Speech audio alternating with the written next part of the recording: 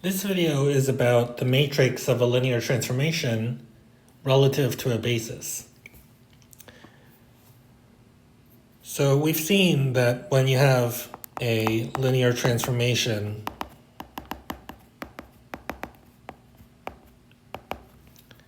from R2 to R2,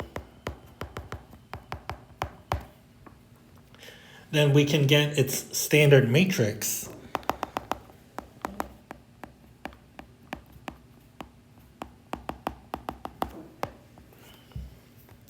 A by looking at the columns, but by taking the columns to be T of E1 and T of E2. So its standard matrix is the 2 by 2 matrix whose columns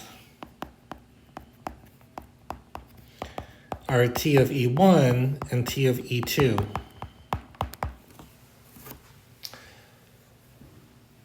So for instance, if you had the linear transformation that sends 1, 0 to 3, 4 and 0, 1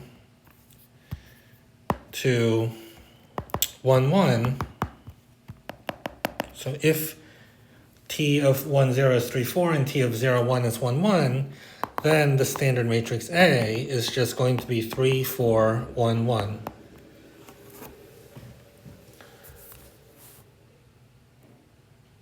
Now notice that E1, E2 is a basis for R2. And we can think of writing these two equations. This one says that T of E1 is equal to 3E1 plus 4E2. And the second equation says that T of E2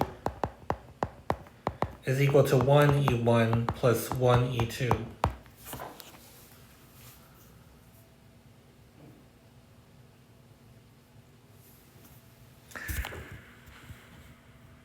Well, we can actually produce a matrix using any basis of Rn, a different basis of Rn. In this case, we're just sticking to 2 by 2 matrices, but let's say that you had another basis. If V1, V2 is another basis of R2,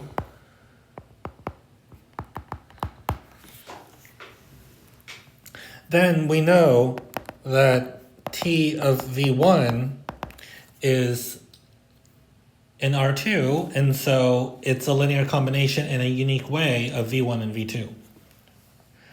Right? So it's C1 V1 plus C2 V2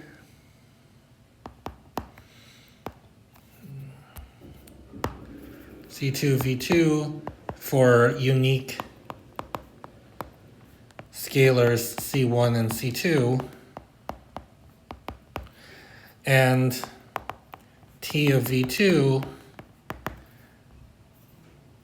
is D1 V1 plus D2 V2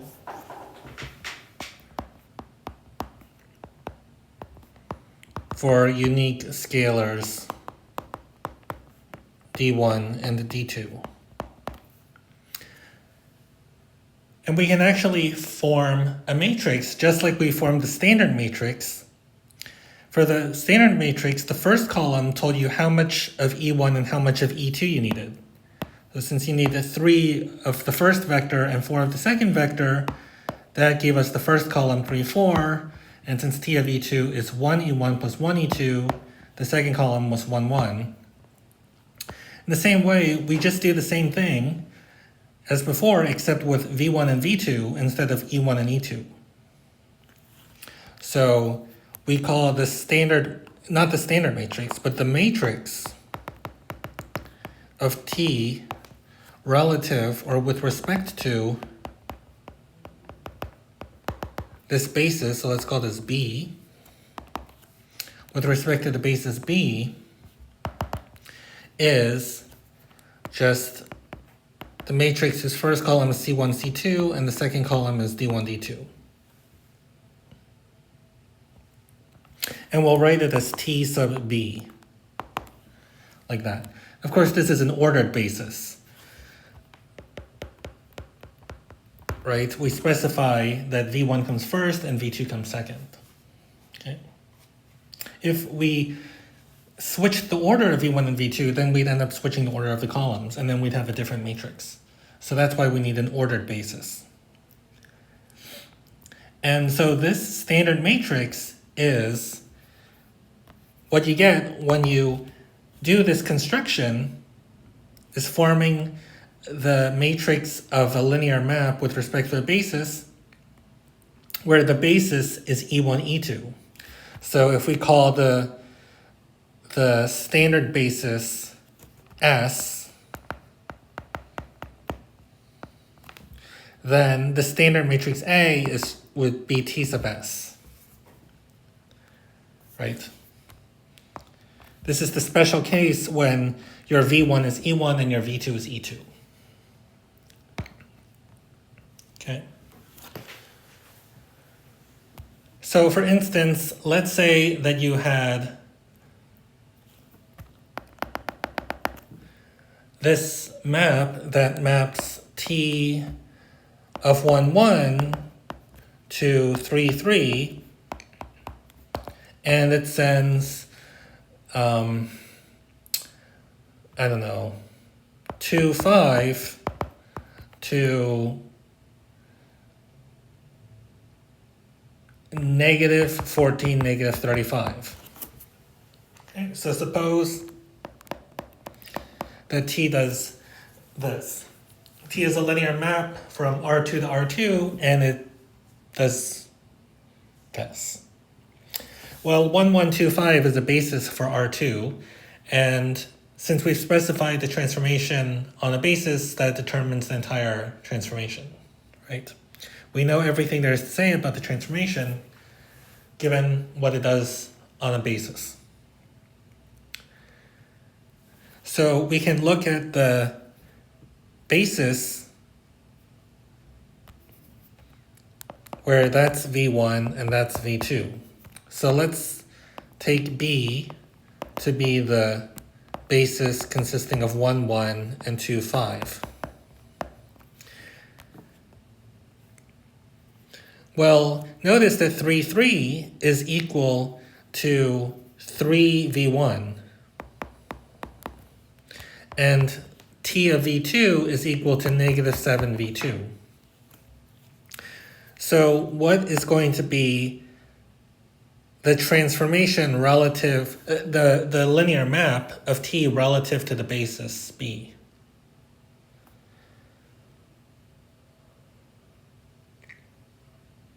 Actually, I think the standard notation is to put this to indicate that you have a matrix. So what is this matrix of T relative to B going to be? Well, remember what we're doing is we're taking T of V1 in terms of V1 and V2 as the first column, and T of V2 in terms of V1 and V2 in the second column. So T of V1 is 3 V1 plus 0 V2, and so the first column is 3, 0. The second column is 0 V1 plus negative V2, negative 7 V2.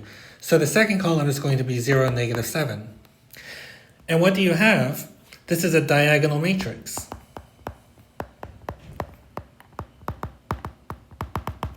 Right? And V1 and V2 are eigenvectors.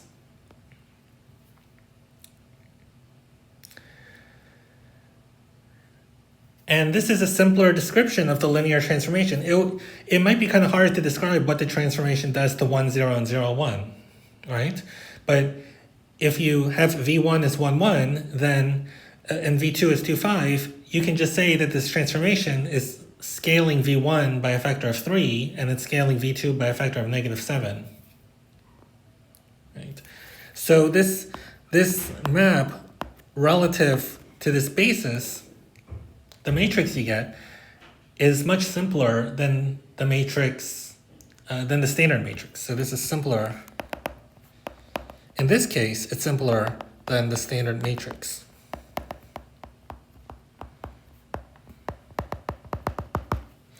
And it's much easier to describe what the transformation is doing to a vector when you write the vectors themselves in terms of v1 and v2. So for instance, let's say I had the vector x, which is 4v1 minus v2. Okay, then t of x, so if x is this, then t of x is going to be t of 4v1 minus v2, and then by the linearity, this is going to be 4t of v1 minus t of v2, right? And t of v1 is 3v1, so it's 4 times 3v1, and then minus, and v2 is negative 7v2, and so this is 12v1 plus 7v2. Now notice that if you take this matrix, this 2 by 2 matrix, and you multiply it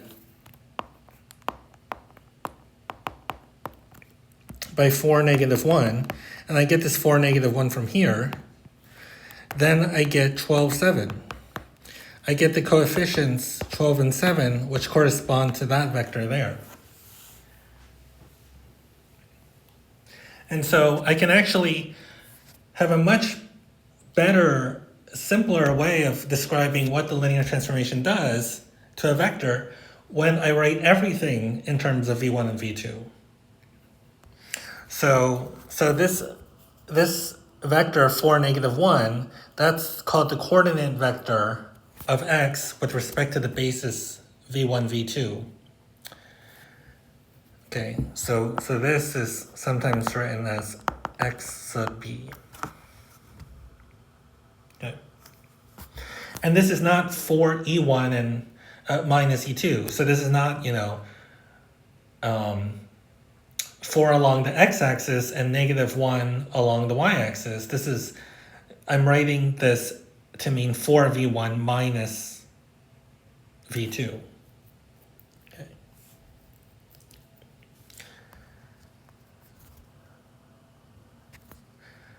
So let's say that you had the standard matrix.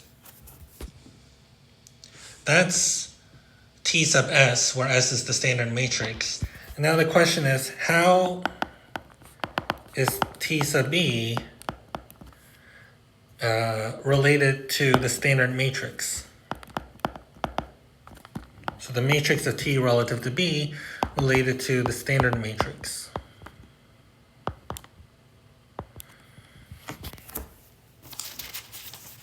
Okay.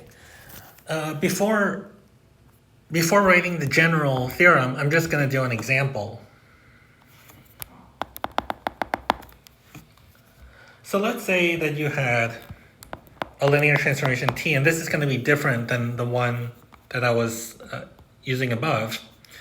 So this is a different example. So suppose that V1, V2 is a basis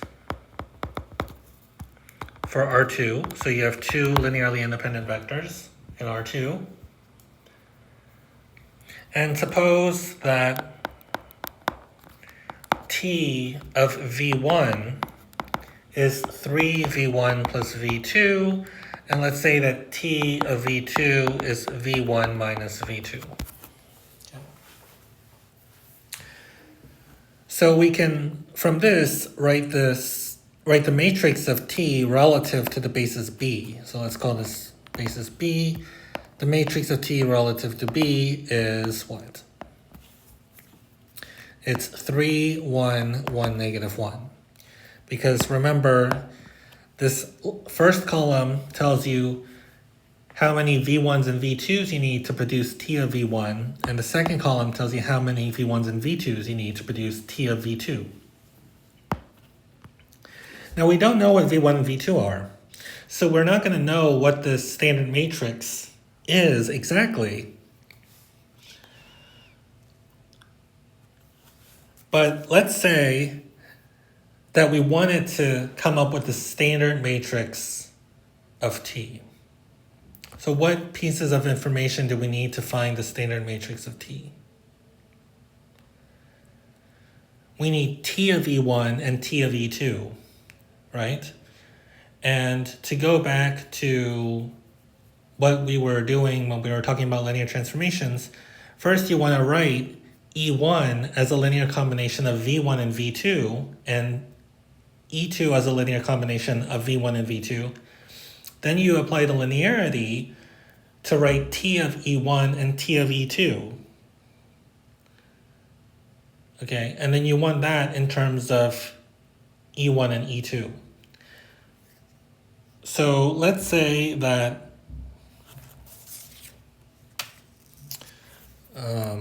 so suppose that E1 is C1 V1 plus C2 V2, and that E2 is D1 V1 plus D2 V2. Okay. So one way to write this is that if you take the matrix whose vectors are V1 and V2, whose columns are V1 and V2, if you multiply by this matrix, whose entries are, the first column is C1, C2, the second column is D1, D2, well, what are you going to get? So remember, I'm taking the first column, okay, that's this matrix times this first column. It's a linear combination. It's C1 V1 plus C2 V2, and that's E1. So I get the matrix whose first column is E1, and similarly the second column is D1 V1 plus D2 V2, and that's E2. Well, what is this matrix whose first column is E1 and the second column is E2? It's the identity matrix, right? So what does that say about this matrix here? It's the inverse of the matrix to the left of it. This matrix is equal to the inverse of the matrix whose columns are V1 and V2. Okay, we'll come back to that.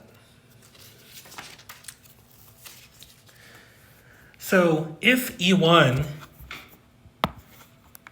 and E2 are written in this form, then we can apply the linearity of T. We get that T of E1 is equal to C1 T of V1 plus C2 T of E2, and T of E2 is D1 T of E1 plus D2 T of E2. Well, let's take a look at this first equation a bit more. The second one's just very similar. It's just you have D1 and D2 instead of C1 and C2. Okay. So T of V1. Well, we know what T of V1 is in terms of V1 and V2. We have T of E1 is C1 times 3V1 plus V2, and then plus C2 V1 minus V2. Now we can write this is a linear combination of these two vectors, right? I have a linear combination of vectors, so I can write this as a matrix vector product where the first column is 3V1 plus V2, and then the second column is V1 minus V2. So it's that matrix times the vector C1, C2. So what I'm going to get is T of E1. Right? Again, I'm using the fact that when I take a matrix and I multiply by a vector, I can write the product as a linear combination of the columns of the matrix. That's something that we've seen over and over and over. Now this matrix, I can write that as a product of two matrices. If I take, you see this first column is 3v1 plus v2. So if I take the matrix whose columns are v1 and v2, that first column is what I get by taking this matrix whose columns are v1 and v2 and multiplying it by the vector 3, 1. Again, for the same reason, because when I take a matrix and multiply by a vector, I take the corresponding linear combination of the columns.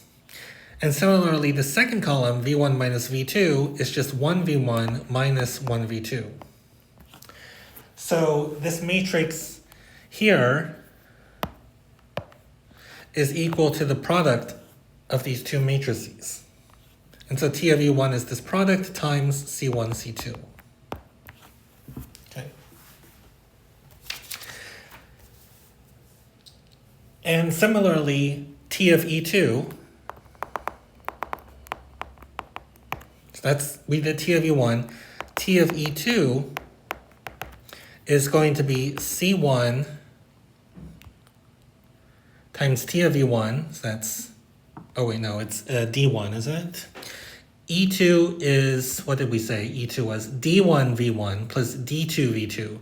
So therefore, T of E2 is D1 times T of V1 plus D2 times T of V2. And T of V1 was 3v1 plus v2. So it's d1, 3v1 plus v2 plus d2 v1 minus v2. And in the same way that we wrote this linear combination as the product of these two matrices and this vector, we can write T of E2 as the product of this matrix whose columns are v1 and v2, this matrix whose columns are 3, 1 and 1, negative 1, and the vector d1, d2. Okay. Now we can put T of E1 and T of E2 together. If I form the matrix whose columns are T of E1 and T of E2, remember that's my standard matrix. We just discovered that that is going to be the matrix whose columns are v1 and v2 times the matrix whose columns are 3, 1 and 1, negative 1 times the matrix whose columns are c1, c2, d1, d2.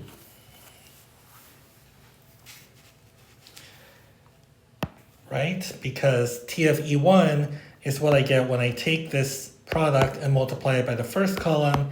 T of E2 is obtained by taking this matrix and multiplying it by the second column.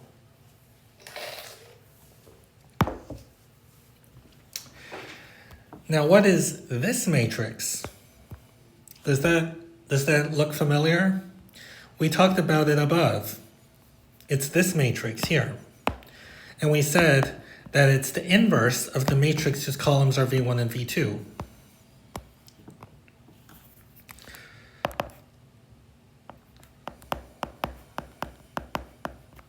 And what was what's this matrix in the middle?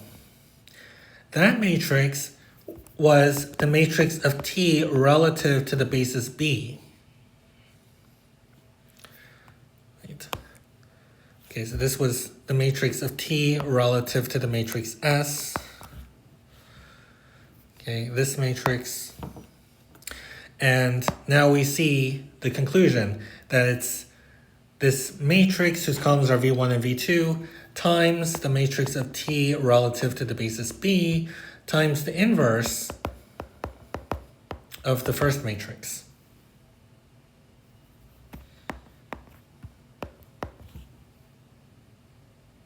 Okay.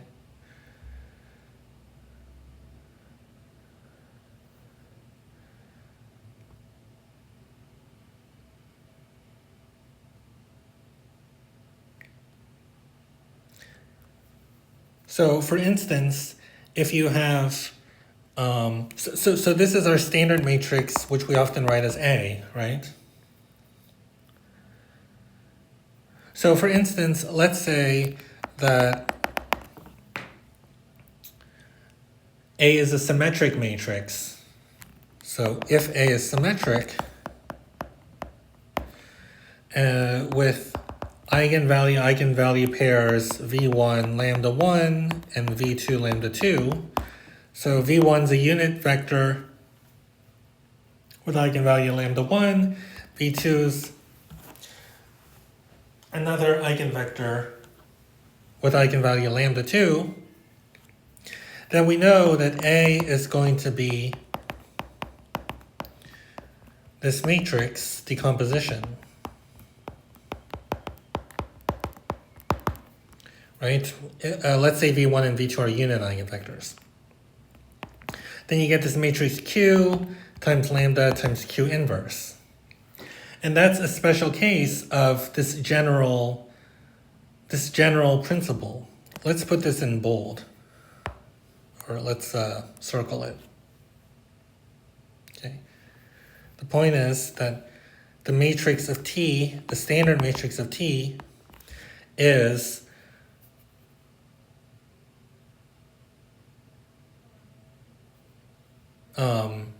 it's similar, to use the concept that we've talked about before. It's a matrix times T sub B times that matrix inverse. Okay.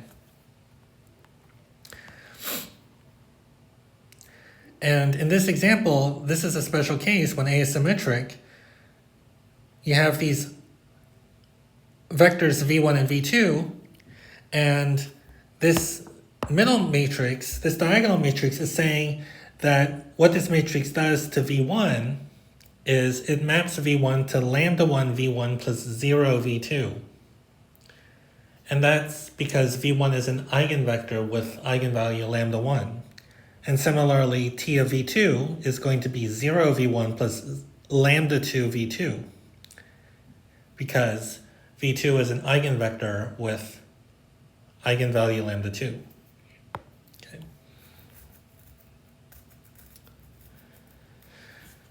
So when you have two matrices like this, where you have a matrix is another matrix, and then you have some matrix on the left and then some matrix on the right, that matrix inverse. You know, if you have something of the form, let's say that this matrix is, I don't know, M, and then the matrix on the left is P, and then you take P inverse and you get some other matrix N, we would say that M and N are similar.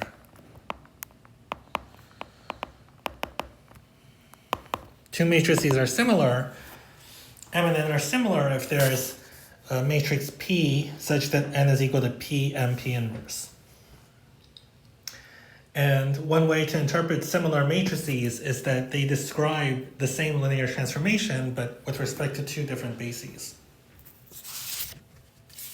Okay. Okay. So in this video, just to review, we talked about the matrix of a linear transformation with respect to a basis. And sometimes there's a simpler description of the linear map. That's especially the case if your basis consists of eigenvectors. And that's why it's nice to consider a basis consisting of eigenvectors, because in the matrix of the linear map with respect to that basis is going to be a diagonal matrix. And we addressed this question of how the standard matrix is related to the matrix relative to the basis, and the answer is that they're similar matrices. If you take the basis B, which is v1, v2, and then make P the matrix whose columns are v1 and v2, then the standard matrix is P times the matrix of T with respect to B times P inverse. Okay, so that's what we talked about in this video. And then we can use this to understand linear transformations.